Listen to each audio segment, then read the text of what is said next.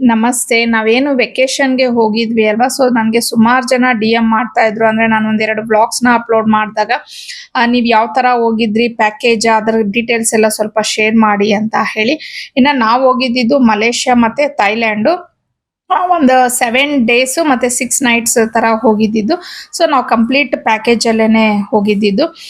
ಅಂದ್ರೆ ಲೈಕ್ ಈಗ flight tickets ಆಗಿರ್ಬೋದು, ಮತ್ತೆ ಅಲ್ಲಿ ಟ್ರಾನ್ಸ್ಪೋರ್ಟೇಷನ್ ಆಗಿರ್ಬೋದು, ಮತ್ತೆ ಅಕಮೆಂಡೇಶನ್, ಮತ್ತೆ ನಮ್ದು ಏನು ಊಟ ಆಗಿರ್ಬೋದು, ಹಾಗೆ ಕೆಲವೊಂದು ಪ್ಲೇಸಸ್ ನಾವು ನೋಡಕ್ಕೆ ಅಂತ ಹೋಗ್ತೀವಿ ಅಲ್ವಾ? ಸೊ ಆ ಎಂಟ್ರಿ ಫೀಸಸ್ ಎಲ್ಲ ಇನ್ಕ್ಲೂಡ್ ಆಗಿತ್ತು ನಮ್ಮ ಒಂದು ಪ್ಯಾಕೇಜ್ ಅಲ್ಲಿ.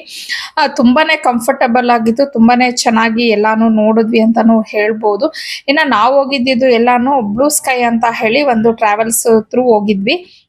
ಅವರು ಒಂದ್ ಸ್ಮಾಲ್ ಥಿಂಗ್ಸು ಅಷ್ಟೇ ತುಂಬಾ ಚೆನ್ನಾಗಿ ಅದನ್ನೆಲ್ಲಾನು ಮ್ಯಾನೇಜ್ ಮಾಡ್ಕೊಟ್ಟಿದ್ರು. ಹಾಗೆ ತುಂಬಾ ಕಂಫರ್ಟಬಲ್ ಆಗಿ ನಮ್ಗೆ ಫೀಲ್ ಮಾಡಿಸ್ತಿದ್ರು. ಬಿಕಾಸ್ ಕೆಲವು ಸತಿ ಅಲ್ಲಿ ಗೈಡ್ಸ್ ಎಲ್ಲ ಇಂಗ್ಲಿಷ್ ಅಲ್ಲಿ ಬೇರೆ ಲ್ಯಾಂಗ್ವೇಜ್ ಅಲ್ಲಿ ಮಾತಾಡಿದಾಗ ಯಾರಿಗೆಲ್ಲ ಲ್ಯಾಂಗ್ವೇಜ್ ಬರಲ್ಲ ಅಂದ್ರೂ ಅವರು ಕನ್ನಡದಲ್ಲಿ ಟ್ರಾನ್ಸ್ಲೇಟ್ ಮಾಡಿ ಅದನ್ನೆಲ್ಲ ಹೇಳೋದು ಆ ತರ ಎಲ್ಲಾನು ಮಾಡ್ತಿದ್ರು. ಮತ್ತೆ ಬಿಫೋರ್ ನಾವು ಹೋಗಕ್ಕಿಂತ ಮುಂಚೆ ಅವರು ಯಾವ ಪ್ಲೇಸ್ಗೆ ಕರ್ಕೊಂಡು ಹೋಗ್ತೀವಿ ಅಂತ ಅಂದ್ಬಿಟ್ಟು ನಮ್ಗೆ ಹೇಳಿದ್ರು. ಕಂಪ್ಲೀಟ್ ಎಲ್ಲಾ ಪ್ಲೇಸಸ್ನು ಅವರು ಕವರ್ ಅಪ್ ಮಾಡಿ ಕೊಟ್ಟಿದ್ರು. ಮತ್ತೆ ಊಟದ ವಿಚಾರಕ್ಕೆ ಬಂದ್ರು ಅಷ್ಟೇನೆ ಕಂಪ್ಲೀಟ್ ಇಂಡಿಯನ್ ಕ್ವಿಸಿನೇ ಅವರು ನಮ್ಗೆ ಅರೇಂಜ್ ಮಾಡಿದ್ದು.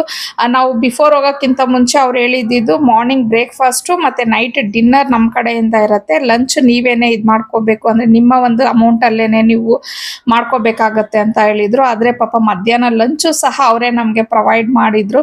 ಅದು ಒಂಥರ ಕಾಂಪ್ಲಿಮೆಂಟರಿ ಅಂತಾನೆ ಹೇಳ್ಬೋದು.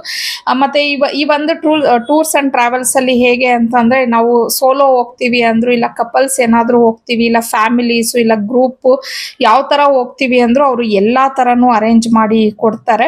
ಸೊ ಇವ್ರ ಕಂಪ್ಲೀಟ್ ಡೀಟೇಲ್ಸ್ ಪೇಜ್ ಎಲ್ಲಾನು ನಾನು ಡಿಸ್ಕ್ರಿಪ್ಷನ್ ಅಲ್ಲಿ ಮೆನ್ಷನ್ ಮಾಡಿರ್ತೀನಿ, ಮತ್ತೆ ಪೇಜ್ ನಾನು ಟ್ಯಾಗ್ ಮಾಡಿರ್ತೀನಿ. ನಿಮ್ಗೆ ಏನಾದ್ರೂ ಇಂಟ್ರೆಸ್ಟ್ ಇದ್ರೆ ಒಂದ್ಸತಿ ಚೆಕ್ಔಟ್ ಮಾಡಿ ನೋಡಿ.